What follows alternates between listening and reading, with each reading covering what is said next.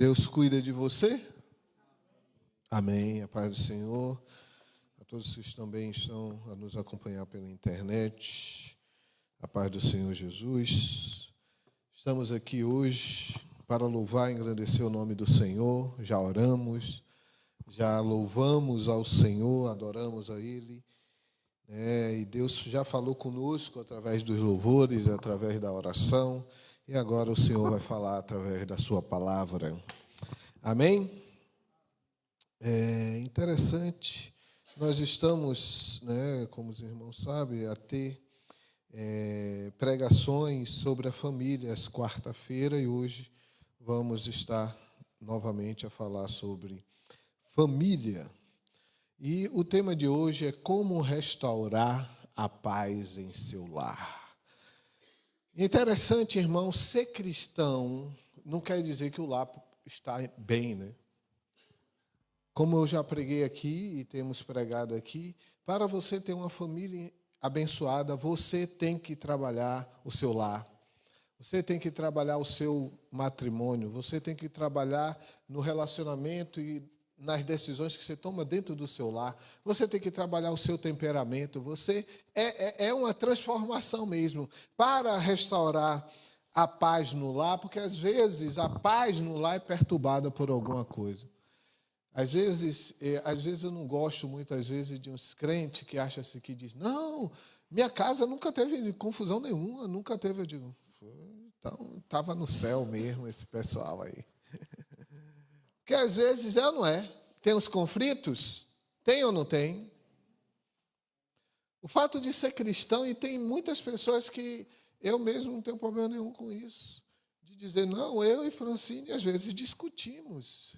Temos conflito, às vezes é com filho, às vezes não é, com familiares. Então, há conflitos. Isso é algo que faz parte da vida, né? De viver em comunidade com outras pessoas, e a família é uma comunidade ali. A questão não é os conflitos, a questão é como eu os resolvo, como eu os encaro, porque os conflitos vão haver. E tem conflito de várias naturezas, tem conflito por causa de dinheiro, tem conflito porque um quer fazer uma coisa, outro quer fazer outra. Tem conflito até aonde vai tirar as férias. Uns querem ir para a Disney, outros querem ir para Cancún. Não é? Tem conflito em si.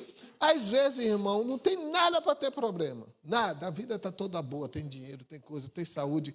Mas vai ter alguma coisa para ter conflito. Às vezes é por causa, não é, de uma coisinha que aborrece ou a mulher ou o homem, e por causa disso há conflito, e pode tirar toda a paz do lar. Uma coisa, às vezes, pequena. Por isso que nessa noite eu quero falar com vocês, nessa série de pregações sobre o lar, como restaurar a paz em seu lar. Em Marcos 3, 25, segundo a versão NVI, diz assim, se uma casa estiver dividida contra si mesma, também não poderá subsistir. Amém? E uma casa aqui tem a ver com o quê? Família. Se uma família estiver dividida contra si mesma, também não poderá subsistir. Então, quando a família tem esses conflitos e não os resolve, claro que ela não vai subsistir, ela vai ser despedaçada. Vamos orar ao Senhor. Senhor, fala conosco nessa noite, me usa por misericórdia. Que o Teu Espírito, Senhor, fale conosco e que a gente saia daqui sabendo que o Senhor falou conosco, mas também, Senhor, prontos a mudar, pronto a colocar em prática aquilo que aprendamos, Senhor. É isso que eu te peço, no nome de Jesus. Amém. Muitos lares, irmãos, estão quebrados, mesmo na igreja, como eu já falei.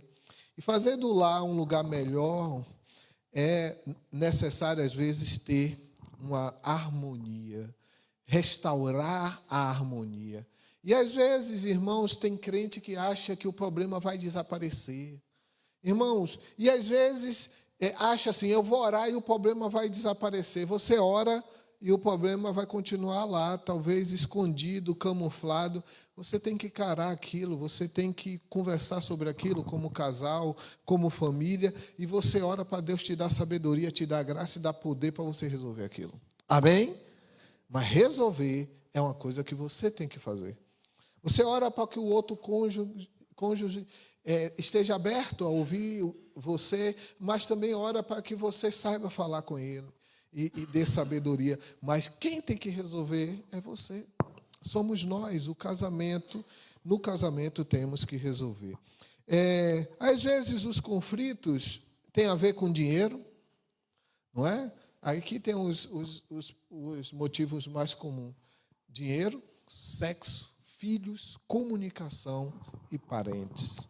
Né? Por isso que eu até digo aos meus filhos, né? Principalmente Felipe, que estava na idade de namorar, eu dizia sempre a ele: a pessoa que você escolher, lembre que você leva a família toda dela, viu? É assim ou não? Então, eu sei. Então, assim, você leva a família, queira ou não queira. Não, mas eu amo ele, eu a amo. Amém. Olha a família também. É ou não é? Porque você vai levar junto. Então, e às vezes é por esses problemas, é problema de comunicação. Às vezes um não comunica direito, né, com o outro, e aí tudo vem, os conflitos. A família, irmão, é uma coisa boa, maravilhosa, mas dá trabalho. Porque qualquer coisa na vida que vale a pena dá trabalho. Sim ou não? Qualquer coisa que vale a pena na vida dá trabalho. Se não dá trabalho, não vale a pena. Entendeu? Então, tudo que vale a pena dá trabalho. E se a gente deixar isso sem ser cuidar dos conflitos, os conflitos podem vir a ferir, machucar e, por fim, até destruir a família. Então, eu acho também, irmão, que às vezes a gente deveria assim, todas as pessoas que fossem casar, deviam tomar um curso de como resolver conflito. Quem concorda, hein? Será que ajudaria? Não. Quando o negócio pegasse, não, ali não ajudaria. Eu acho que era bom o marido e a mulher saber como resolver o conflito. Porque, às vezes, a questão não é o conflito. Porque o conflito, às vezes, é por nada. Quem já brigou aqui por nada? Por nada. Não era nada. Se você contar para outra pessoa porque você brigou, você fica com vergonha. É assim ou não é? É uma coisa tão pequena, às vezes é porque o sapato não estava no lugar certo. E aí fez uma tempestade, veio parecendo que uma bomba atômica estourou. E se você contar isso para outra pessoa, a pessoa diz: minha filha, meu Deus do céu, calma lá. Então, assim, às vezes não é o conflito, mas como nós agimos para resolver esse conflito. Porque, olha, irmão, não é? E os problemas são maximizados, depende do nosso temperamento e também depende daquilo que a gente vai guardando. Porque se a gente não está com o botão de perdão automático, no modo automático, que é o quê? Fez, perdoou, vai limpando o canal, vai indo uma sujeirinha, o canal vai... Ao longo do tempo, o que acontece? Passa um negocinho aqui e incomoda. Por quê? Porque o canal está todo obstruído, porque foi juntando. Então, às vezes, não é o problema. Aí alguém diz: separou por causa disso. Você diz: como que separou por causa disso? Não foi por causa daquilo. Aquilo foi a consequência de um bocado de coisa que eles não resolveram antes. É assim ou não é? Então, por isso que conflitos têm que ser resolvidos, porque vão haver conflitos. Então, as razões do conflito familiar, né? Tiago 4, 1 e 2, fala sobre isso, diz assim: de onde vêm as lutas e as brigas entre vocês? É uma pergunta. Olha lá. Vem, aí tem a resposta, dos maus desejos que estão sempre lutando dentro de vocês. Vocês querem muitas coisas, mas como não podem tê-las, estão prontos até a matar para consegui-la. Tiago não pegou nada leve aqui. É ou não é? Da onde vêm as contendas, as brigas? Dos maus desejos. Basicamente está tudo envolvido com falta de compreensão, com desejos. Às vezes eu projeto no meu cônjuge algo que ele tem que fazer aquilo por mim, ou ela tem que fazer aquilo por mim. Se ela não fizer, eu culpo ela. E às vezes está projetando algo totalmente irracional, uma utopia, algo que não vai ser concretizado. Que aquilo que você quer que às vezes o seu cônjuge faça, só Jesus pode fazer.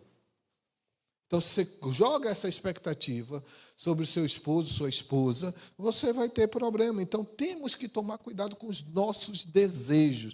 E eu vou te dizer uma coisa, isso aqui é para homem e para mulher. Se você é cristão e Jesus não consegue fazer você feliz, ninguém vai conseguir. Quem concorda comigo? Se você é cristã ou cristão, se Jesus não fizer você feliz, ninguém vai conseguir. Ninguém na face da terra vai conseguir. Porque Jesus te conhece plenamente, sabe o que você precisa, o que você gosta. Se ele não consegue fazer você feliz, ninguém vai conseguir. Então, cuidado, porque muitas vezes esses desejos de como o outro deve se comportar, o que o outro deve fazer, cria esses conflitos, né, e essas dificuldades. É aquele negócio, eu quero e tem que ser do meu jeito. Né? Então, às vezes são necessidades, né? O desejo, às vezes, não é nem a necessidade, mas que no dia a dia vai causando esses desgastes e vão criando esses conflitos no casamento. Ok? Então, como você normalmente reage ao conflito? Antes de você responder, eu vou contar aqui 5 maneiras de como reage-se a um conflito. Então, a primeira maneira é a minha maneira. Próximo slide. Então, tem que ser do meu jeito. Se não for do meu jeito, nada feito. É uma maneira. Irmãos, e a gente vai ver mais na frente o que isso causa, né? Que quem tem essa índole tem que ser do meu jeito, se não for do meu jeito, não vai, sempre entra num conflito para ganhar. E se não ganhar, fica insatisfeito e aquilo não tem solução. Ok? Se a outra parte não cede o tempo todo, e o problema de ceder o tempo todo é que a outra parte vai ter um momento que ele não vai aguentar. A frustração vai ser tão grande que ele vai querer fugir daquilo, seja um homem, seja mulher. Então, tem a minha maneira. Próximo. Tem de maneira nenhuma. Próximo slide. Isso quer dizer que não é nenhum dos dois. Ninguém ganha. Não é do seu jeito nem do meu jeito. A gente não resolve. E aí saem os dois emburrados para um lado, outro para o outro. E vocês... Tudo que a gente falou aqui, quem é casado já passou. Por todas essas fases. Não sei qual é que usa mais hoje. Ou não. A gente é assim, que a gente acha que a gente é grande, né? Mas é umas crianças às vezes, né? Eu não falo com você. O outro também não falo. Não é. E aí, só porque não é de jeito nenhum, então a gente não resolve. Tem a sua maneira. Então, próximo slide, próximo coisa, que é aquela pessoa que, ou a mulher ou o marido, o tempo todo cede para outra pessoa para deixar, nem liga, sabe? Que seja do jeito dele, que seja do jeito dela. Entendeu? Então, assim, a pessoa se anula. E essa daqui é uma coisa também muito perigosa. Por quê? Quem tem uma tendência de fazer isso é a pessoa que junta. Junta até o dia que estoura. Já viu aquela pessoa que é calminha, calminha, aí depois matou alguém. Aí você diz, como João? Josefa era uma pessoa tão doce, matou. Foi, é porque vai juntando. É a pessoa que diz, não ligo, pode ser, você tem a razão, faz do seu jeito. Aí o tempo todo, aquilo vai juntando, vai juntando. Ele nem percebe que está juntando. Aí um dia estoura. Esse eu tenho medo dessas pessoas. Porque essas pessoas, quando estouram, é demais. E aí, normalmente, essas pessoas, quando estouram, quando é dentro de um relacionamento de casamento, é muito difícil restaurar. Muito difícil restaurar. Então, cuidado, não vá juntando, resolve. Tem a quarta maneira, que é das duas maneiras. É aquela pessoa que faz assim, você faz do seu jeito, eu faço do meu jeito. Porque tem coisas, às vezes, que é assim, né? A pessoa diz, não, você faz do seu jeito, eu faço do meu jeito, ninguém briga e todo mundo ganha. Será que está ganhando mesmo? Porque quando nós, como casais, agora já não sou eu mais que vivo, né? Somente, né? É um só corpo. Agora a gente tem que realmente entrar em acordo. E, por fim, tem a nossa maneira, que é essa daí. Está vendo? É a nossa maneira. É sentar com paz.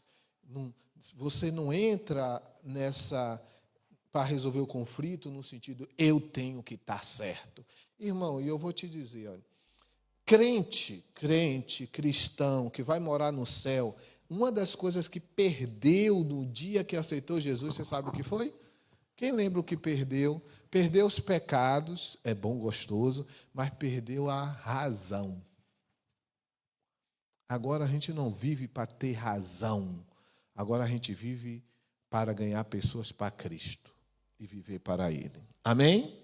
Tem muito crente que ainda está vivendo para ter razão. Eu tenho que estar certo o tempo todo. E aqui eu vou dar um aviso. Cuidado com isso.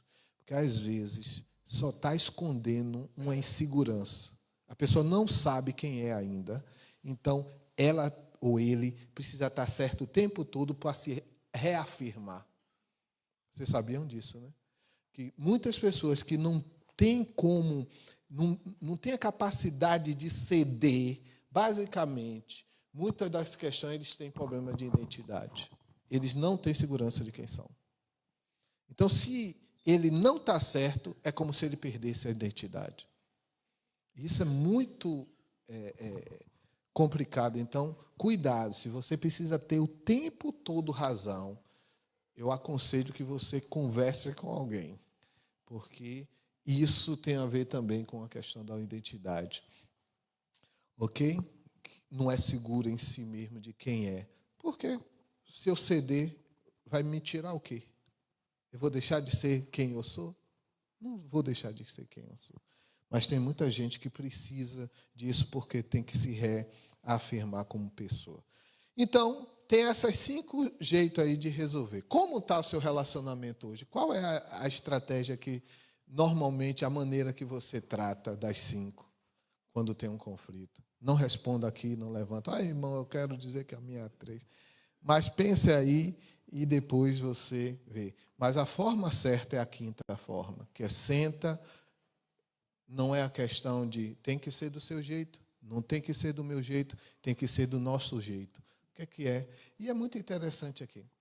Quando você ama, e temos que tudo isso é envolvido com amor, às vezes é importante que você ceda. Se aquilo não é importante para você.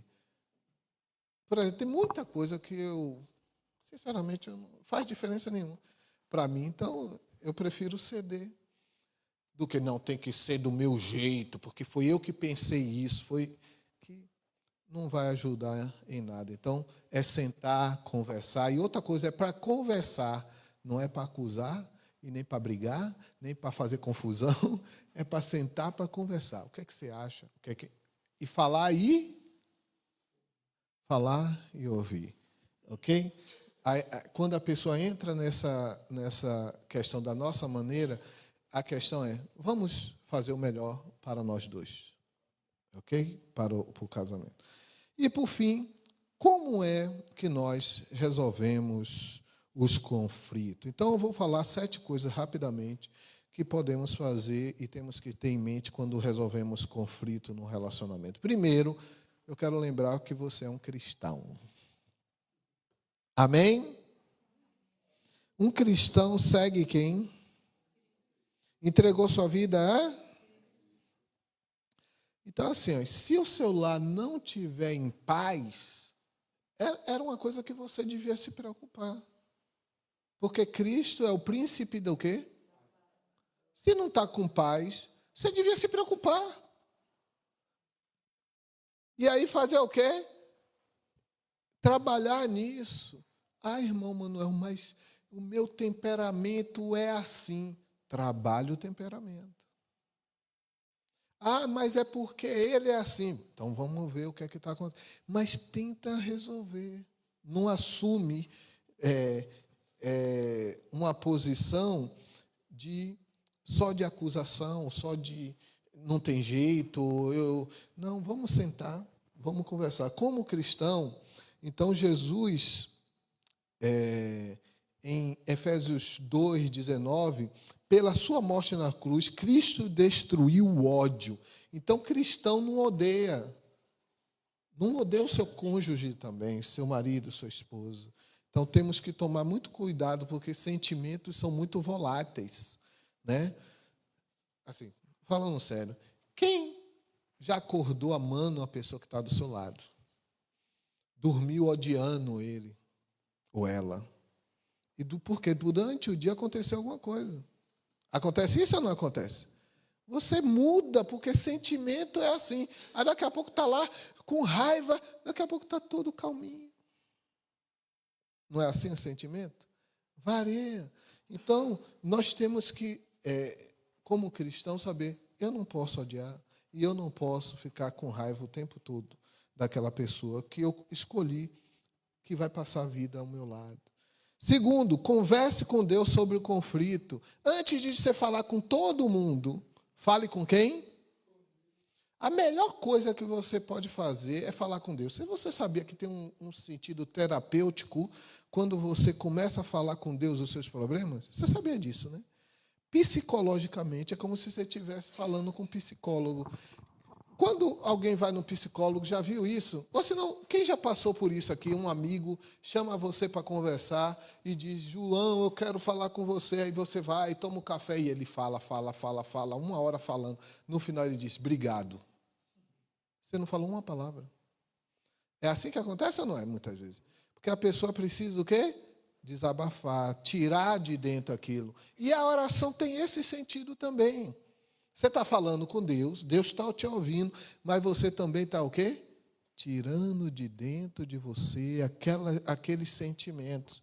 Então, converse com Deus sobre os conflitos. Em Tiago 4:2 diz assim, vocês cobiçam, mas como não podem conseguir o que querem, brigam e lutam, não conseguem o que querem, porque não pedem a Deus. Às vezes, aquilo que você quer que o seu esposo ou a sua esposa faça, você tem que pedir a quem? A Deus. Porque tem coisa que só Deus mesmo faz. Tem coisa que só Deus faz. Ok? Então, antes de você falar com todo mundo, fale com quem? Com Deus. Isso é muito importante. Antes de qualquer conflito, nunca vá resolver um conflito sem orar sobre isso. Nunca. Pede sabedoria a Deus, pede calma, pede paciência, pede para Deus te guiar naquilo. E você vai ver que as coisas vão correr melhor do que você ir na sua própria força. Teste isso. Eu sei que vocês têm experiência nisso. Mas, às vezes, a gente só vai orar quando tudo já deu errado. É assim ou não é que a gente faz? A gente tentou com as nossas próprias forças convencer, brigar, confusar, fazer tudo. Não deu certo. Oh, Deus, agora eu vou orar. Eu vou jejuar. Quando o negócio está bem ruim mesmo. Não é melhor fazer isso antes? Orar quando os conflitos ainda estão na sua nascente? Senhor, às vezes, você sabe o que a gente precisa orar? Às vezes sobre nós mesmos. Senhor, me dá calma sobre isso. E às vezes é só dizer assim, Senhor, será que o que eu estou sentindo é real mesmo? Ou eu estou fazendo tempestade em copo d'água? Porque eu vou te dizer, irmão, uma boa parte, às vezes, do conflito dentro de casa é tempestade em copo d'água. É assim ou não é? Não tem importância real aquilo tudo. Mas aquilo é tão importante para a gente. Será que no nosso orgulho que não está sendo ferido? Será que é porque eu tenho que estar certo? Então, antes de falar com o seu cônjuge, tenta falar com Deus e diz, e pergunta sobre você, em vez de você dizer, Senhor, faz com que ele faça isso, faça com que ela faça isso, em vez de você orar pelo outro, ore por você. Quem já orou por si mesmo quando for falar com um conflito? Quem já fez isso? Senhor, me dê paciência, Senhor. Me dá a estratégia certa, Senhor. Me dá graça nas palavras. Senhor, não deixe que eu me irrite. Quem já orou sobre si mesmo?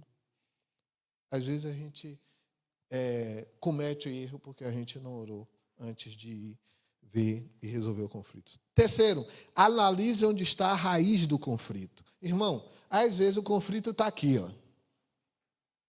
Mas não é ali o problema. O problema está cá embaixo. Ali é só o resultado do que está acontecendo. O problema está cá embaixo. E o mais importante não é resolver o que está aqui em cima. É resolver aqui, ó, a base disso. Às vezes é a base. Às vezes a base, quando você vai ver de tudo, é a falta de atenção. E aquelas brigas só para ter atenção. Às vezes a base a pessoa se sente desvalorizada. Às vezes tem que saber o que está causando aquilo. Por que aquele conflito o tempo todo está surgindo? Então está lá. E eu vou te dizer uma coisa. Isso aqui é muito importante, irmão. Às vezes, dentro do relacionamento, tem conflito que não tem nada a ver com relacionamento. Mas tem a ver com pecados que a pessoa ainda não largou, ou até falta de perdão. Você sabia disso? Às vezes uma pessoa que tem um problema com uma outra pessoa e guarda a mágoa, traz aquela mágoa para o relacionamento. Então ela está mal com Deus, basicamente ela vai estar também mal com a pessoa que está ao seu lado. E às vezes a raiz é só aquela pessoa liberar perdão. Quando liberar perdão, vai resolver. Tem tantas nuances, assim, dizendo que pode estar acontecer no relacionamento, que às vezes não foi gerado ali. Tem a ver com coisas externas. E a gente tem que tomar cuidado com isso. Mas a gente tem que procurar a raiz do problema. Em Mateus 7,3 diz assim, porque você repara no cisco que está no olho do seu irmão e não se dá conta da viga que está em seu próprio olho. Pergunte a si mesmo, quantos desse problema é minha falta? Antes de você sair acusando, atacando, Jesus disse, analise a si mesmo. Então, assim, tome cuidado com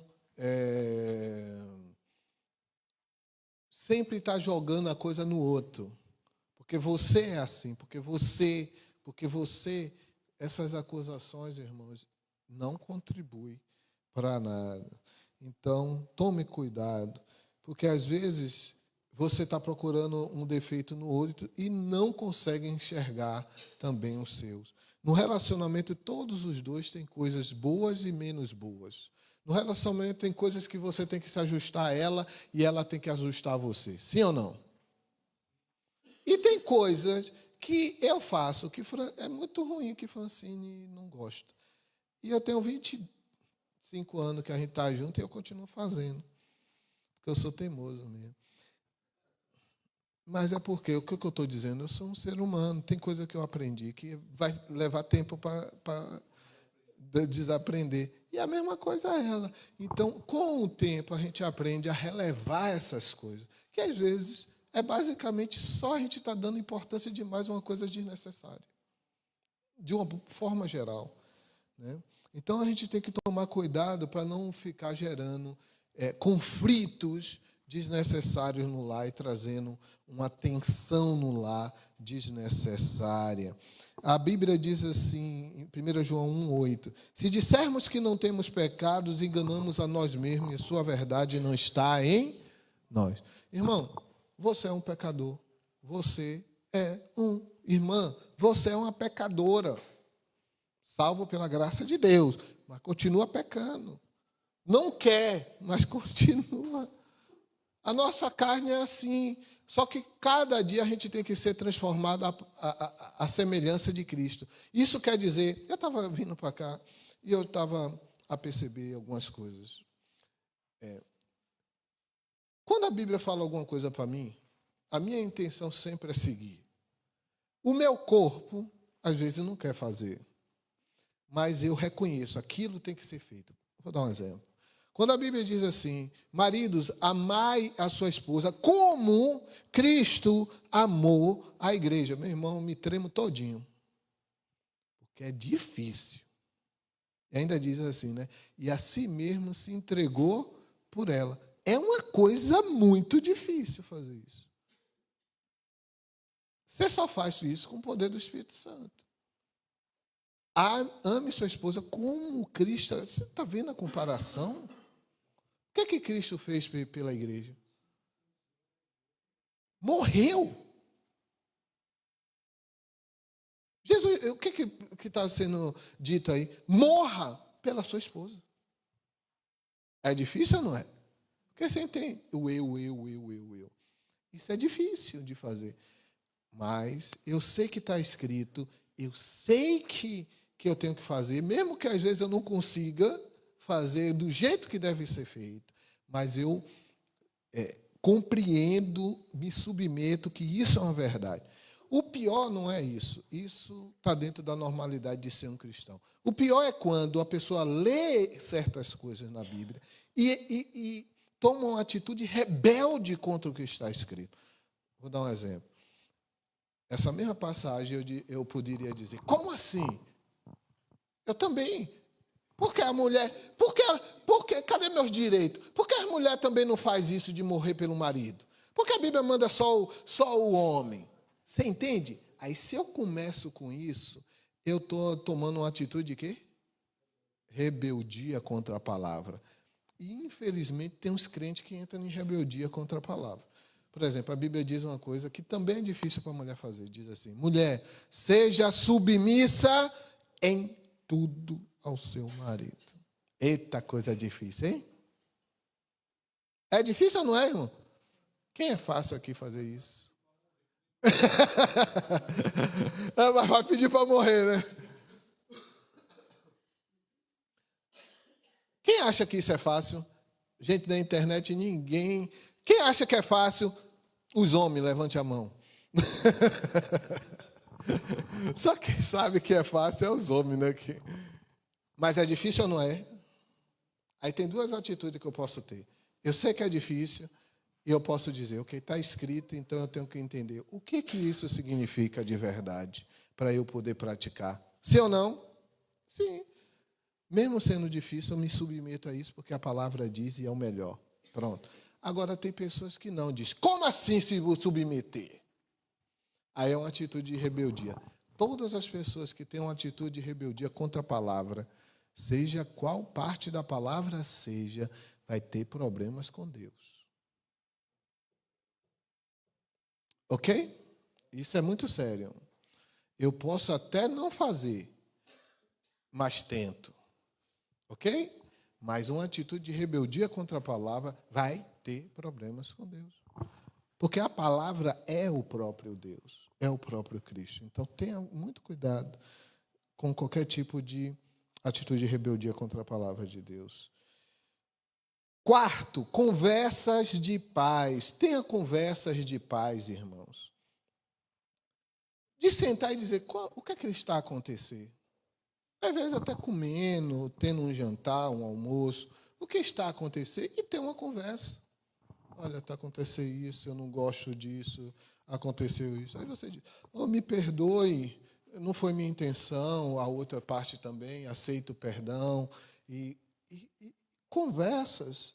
Porque conversar, irmão, é assim que se entende, não é brigando, não é criando mais contenda. Olha o que está escrito em Mateus 5, 23 e 24. Portanto, se você for ao altar para dar sua oferta a Deus, e se lembrar ali que o seu irmão tem alguma queixa contra ti, deixa a tua oferta sobre o altar e vá logo fazer a paz com o seu irmão. Depois volte e dê a sua oferta a Deus.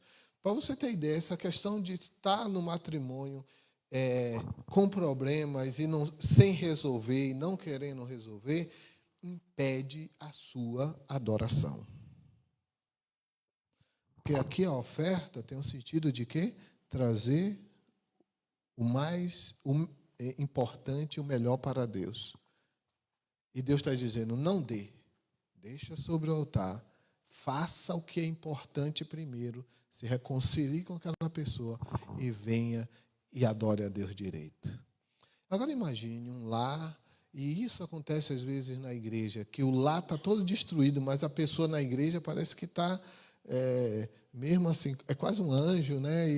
E tem todas as coisas. E a gente tem que tomar cuidado, que a gente é uma pessoa só, a gente não é duas pessoas, né?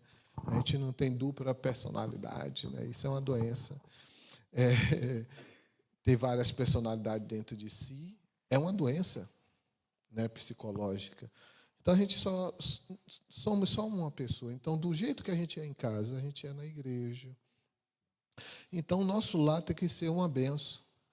Tem que procurar sempre a reconciliação, tem que procurar sempre a paz, tem que procurar sempre o bem comum, porque a briga, o conflito, não vai dar coisa nenhuma. Imagine, você dá o dízimo, a oferta, faz tudo, mas não quer reconciliar com seu irmão. A sua adoração não é recebida. É uma notícia triste, porque tem muitas pessoas que passam anos e anos sem entender isso aqui.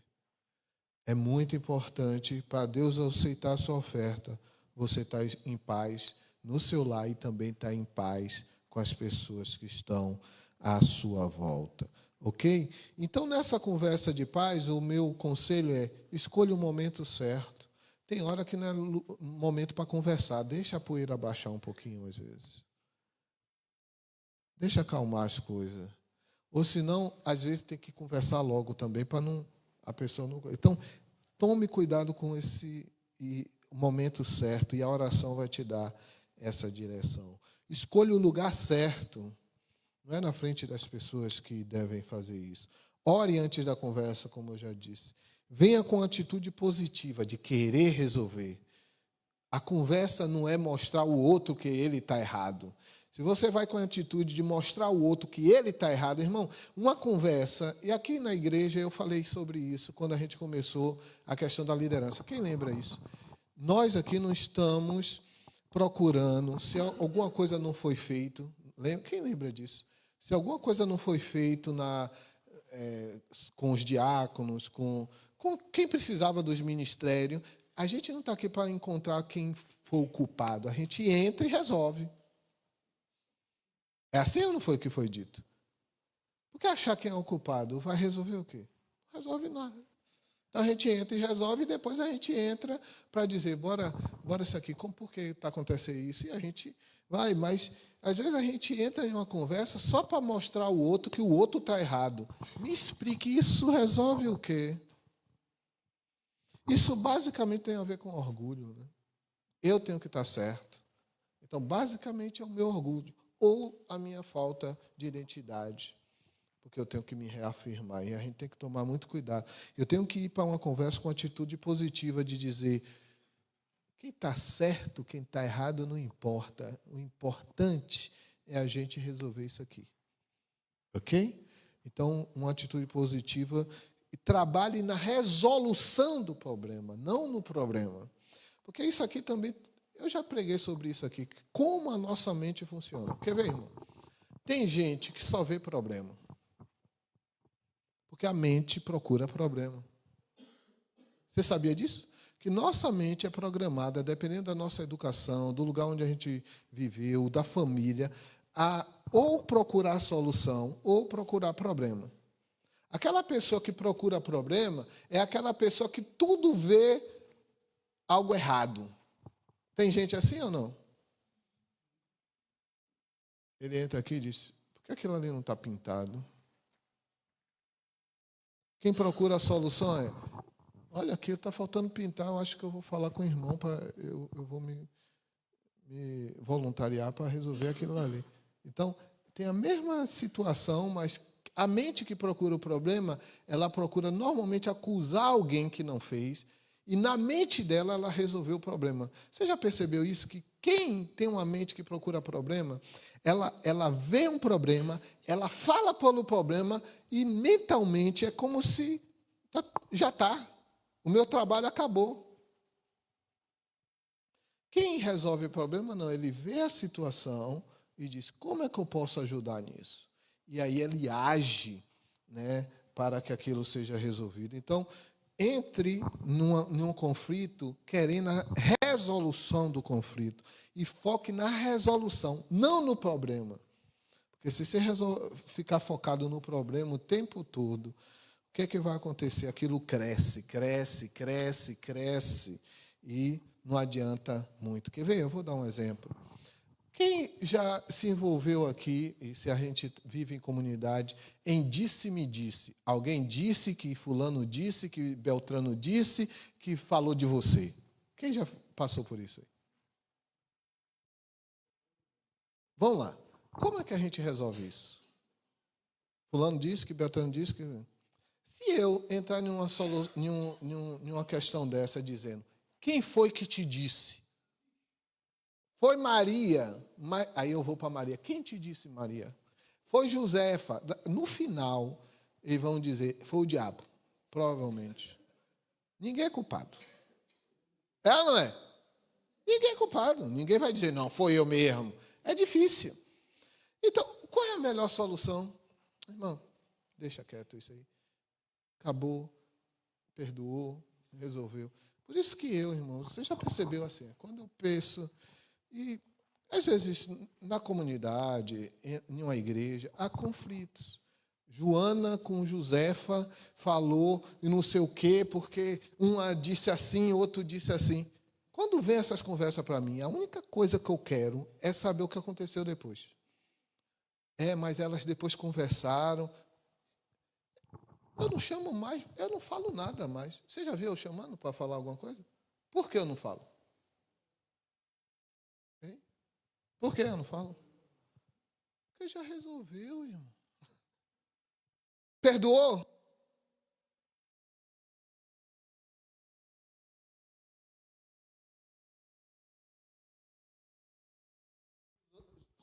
Suzana. Aí, aquilo já está resolvido, eu trago à tona de novo. Isso mesmo, mexer no lixo. Então, resolver conflito não é isso. E, às vezes, no casamento, as pessoas fazem isso. É ou não é? Ele quer dizer, mínimo detalhe, quem foi, como foi. Calma, não interessa. Não interessa. Faz o quê? Perdoa, acabou o problema. Acabou. Passou. Então, cuidado. E outra coisa, esteja programado quando você vai para essas conversas para ouvir, não só falar. Ouvir a outra parte. Porque às vezes a outra parte também sente diferente de você aquele mesma situação. Não pense que tem que sentir a mesma coisa que eu. Às vezes a pessoa sente uma coisa diferente. Quinto, estabeleça regras antes de conversar. E aqui eu vou passar rapidamente. Nunca compare porque fulano é assim, você não faz igual fulano ou fulana. É a maior besteira que você pode fazer. É ou não é? O que eu tenho a ver com fulano ou fulana? Não condene, não tenha uma atitude condenatória com o seu cônjuge.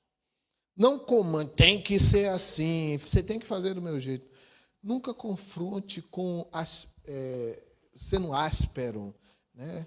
Cuidado com isso. E não contradiga, não confunda as coisas. Como eu disse, a pessoa sente a mesma situação de forma diferente. Então, não assuma que as pessoas sentem a mesma coisa como você sente.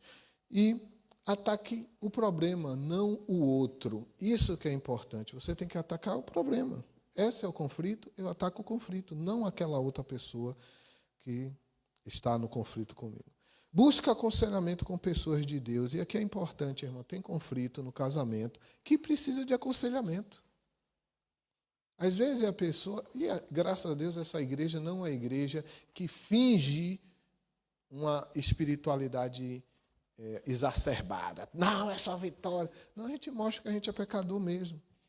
Então, busca aconselhamento. Eu e minha esposa já buscamos aconselhamento.